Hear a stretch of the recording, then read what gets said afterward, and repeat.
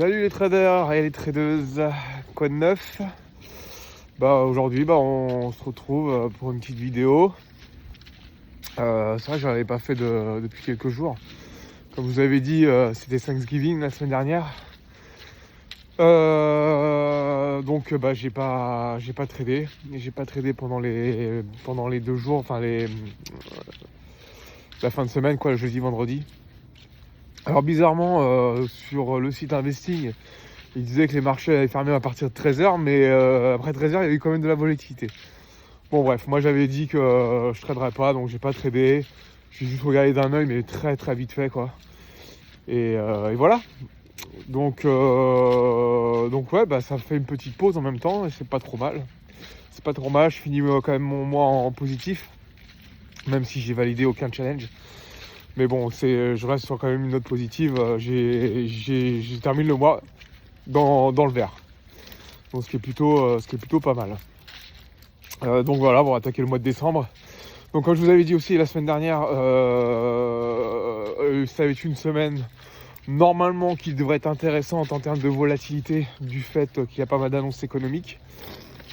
Hier, il y a eu pas mal d'annonces, mais je n'ai pas tradé parce que j'ai pas trouvé de setup qui me convenait. Donc du coup, je suis pas rentré en position et voilà, c'était très bien comme ça, j'ai pas perdu d'argent au moins. Et aujourd'hui, on a le rapport Jolt, c'est les créations d'emplois, si je dis pas de bêtises, donc à 16h. Donc je vais attendre les annonces économiques. Pour le moment, là j'ai tracé mes zones comme à son habitude le matin. J'ai tracé mes zones et puis on va attendre. Hein. On va attendre ce que ça dit dans la journée. Mais c'est beaucoup d'attentes. Je me retrouve un petit peu. Enfin, comme je vous avais dit, on va parler beaucoup de psychologie sur cette chaîne-là.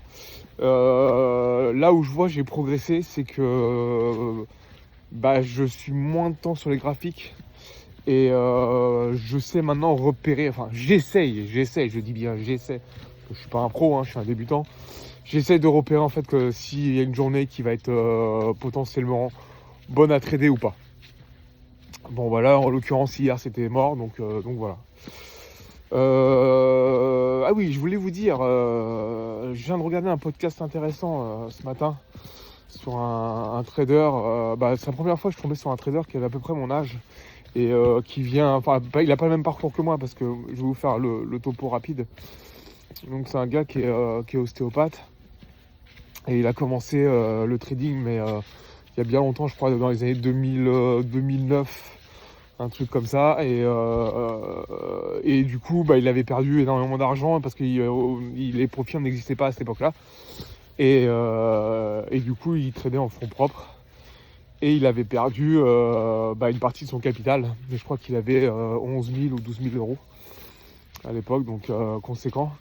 Et du coup il a mis ça de côté et s'est consacré à son activité d'ostéopathe pendant pas mal d'années. Et puis en 2020 avec le Covid, il est revenu en fait sur son trading. Et puis de là en fait, je tiens à préciser, il n'avait pas pris de formation de base. Et de là il a commencé à prendre des formations et à se former sur le carnet d'ordre. Et ce qui est bien, parce qu'on va pas parler, je vous dis, de tout ce qui est stratégie, même si on a parlé vaguement, mais plus axé sur la psychologie. Et c'est vrai que je les rejoins sur pas mal de points, notamment sur les erreurs. Et ça, je pense qu'on n'en parle pas assez, mais vraiment pas assez. C'est qu'en trading, en fait, et il avait la même réflexion que moi, que j'ai depuis récemment, parce que avant, en fait, moi, comme je vous ai dit, moi, j'acceptais pas de perdre, en fait. J'ai un problème avec ça, c'est qu'en fait, moi, j'ai toujours été, pas dans l'excellence, mais essayer de... Oh, bonjour. Essayer d'être toujours dans l'excellence. Donc, il est vrai que ça me mettait une pression supplémentaire de ne pas faire d'erreur. Et de ne pas faire d'erreur, en fait, c'est faire des erreurs. Et lui, ce qu'il disait, justement, c'est que, en fait, on est obligé de se casser la gueule plusieurs fois et pour pouvoir réussir. Et du coup,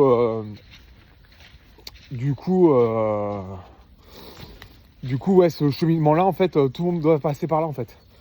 Et en fait, il a dit, même si on reproduit 10 fois ou 20 fois les mêmes erreurs, qui me contrariait, et justement, c'est là dans ses propos où il me rassurait, en me disant que justement, lui, il faisait pratiquement des fois 15-20 fois la même erreur, et que du coup, il avait besoin de faire ces erreurs-là et qu'elles soient répétitives pour enfin comprendre. Et c'est vrai que moi, j'ai mis du temps à comprendre ça aussi. C'est qu'en fait, il ne faut pas avoir peur de l'échec, en fait. Il ne faut pas du tout avoir peur de l'échec, et il faut faire les erreurs, même si c'est les mêmes, on s'en fout. On s'en branle. Même si c'est les mêmes erreurs, on continue. On continue à me lancer. Au bout d'un moment, en fait, c'est la ténacité qui va prendre le dessus. C'est la ténacité, cette persistance, cette constance. C'est ça qui va faire que ça va se débloquer au bout d'un moment. Mais c'est tout à fait normal. Et là aussi, où je le rejoins, c'est que aussi, il a toujours des pétages de câbles. Bon, maintenant, je crois il est quand même... il disait qu'il était rentable, me semble-t-il. Bon, il avait plusieurs comptes et tout, mais je crois il dit qu'il avait cramé 300 comptes. 300 comptes, mais au final, on pense que c'est beaucoup. Moi, vous m'auriez dit ça il y a un an quand j'ai commencé les profils. J'aurais dit, mais ça va pas la tête, moi, je vais jamais cramer 300 comptes de ma vie. Mais au final, mais non, c'est comme ça. Il faut juste l'accepter, c'est tout. C'est tout. Mais il y avait des gens qui me disaient, j'ai cramé 100 comptes. Et moi, je trouvais ça énormissime. Je dis, mais moi, jamais je vais cramer 100 comptes, c'est pas possible. Faut que je sois rentable tout de suite. Mais non, non. S'il faut cramer 300 comptes, on cramera 300 comptes. S'il faut cramer 400 comptes, on les cramera. Et c'est pas grave. Alors, c'est vrai que ce qui serait bien, enfin, moi, dans l'avenir, ce que j'aimerais faire, bien sûr, c'est très en fonds propres. Parce que je pense qu'il faut sortir des profils.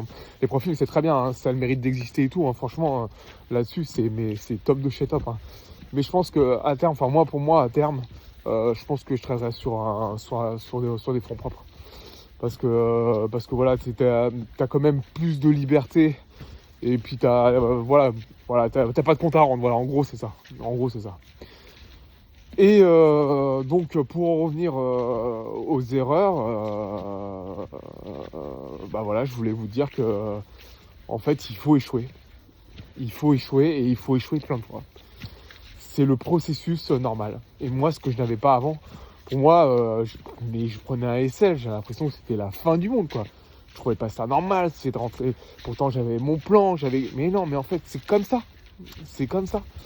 Et en fait, aussi, ce qu'il disait, c'est, et ça, je suis entièrement d'accord avec lui, c'est qu'il faut vraiment adapter son trading en rapport à ses faiblesses et ses qualités. Donc, par rapport à ton comportement, à ton caractère, à comment tu réagis dans la vie, parce que comme tu réagis dans la vie, tu vas réagir pareil aussi devant les graphiques. Donc, en fait, tout ça, il faut l'associer, l'adapter, en fait, le trading, ça apprend à se connaître. Donc, il faut apprendre à se connaître. Et pour ça, je pense que ça prend du temps. C'est un processus qui est long. Et il faut avoir de la patience. Tout simplement de la patience.